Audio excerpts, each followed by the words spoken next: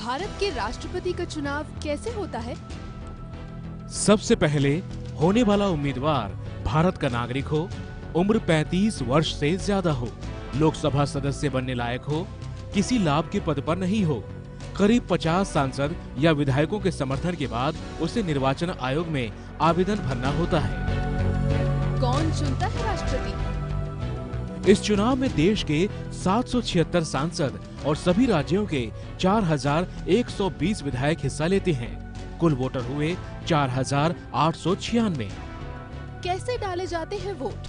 राष्ट्रपति का ये चुनाव वोटों की संख्या पर नहीं बल्कि वोटों के मूल्यांकन पर आधारित है। विधायकों के वोट मूल्यांकन के लिए किसी राज्य की जनसंख्या से उसी राज्य के कुल विधायकों की संख्या को भाग कर दिया जाता है। जो संख्या आती है उसे फिर से 1000 से भाग कर देने पर एक विधायक का वोट मूल्य निकलता है। अब राज्य के विधायकों की संख्या को एक विधायक के वोट मूल्य से गुणा करने पर राज्य का वोट मूल्य निकालते हैं। इसी तरह देश के सभी राज्यों का वोट मूल्यांकन निकालते हैं, जो कि अभी 5,49,495 है। एक जरूरी बात, यहाँ राज्यों की जनसंख्या 1971 की जनगणना पर आधारित है। साल 2026 तक के राष्ट्रपति चुनाव में भी यही जनगणना मान्य होगी। अब करते हैं सांसदों के वोट का मूल्यांकन।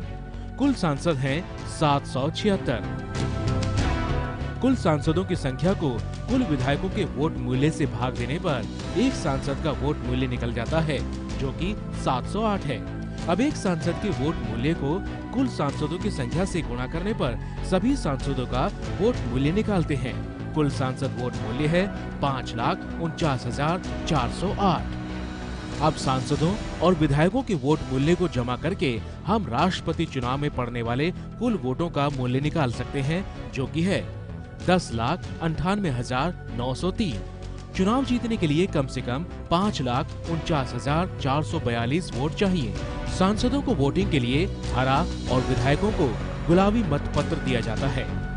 इसमें उन्हें सभी उम्मीदवारों को अपनी पसंद के हिसाब से क्रम में डालना होता है।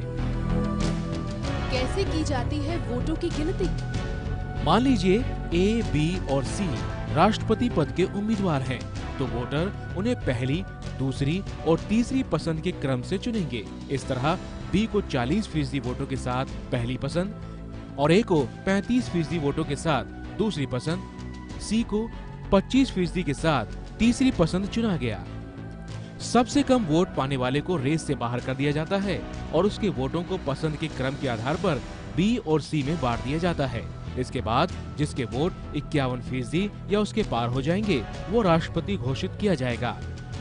अभी एनडीए के रामनाथ कोविंद और यूपीए की मीरा कुमार राष्ट्रपति पद के उम्मीदवार हैं। 20 जुलाई को भारत के नए राष्ट्रपति का नाम घोषित किया जाएगा। ये है एबीपी न्यूज, आपको रखे आगे।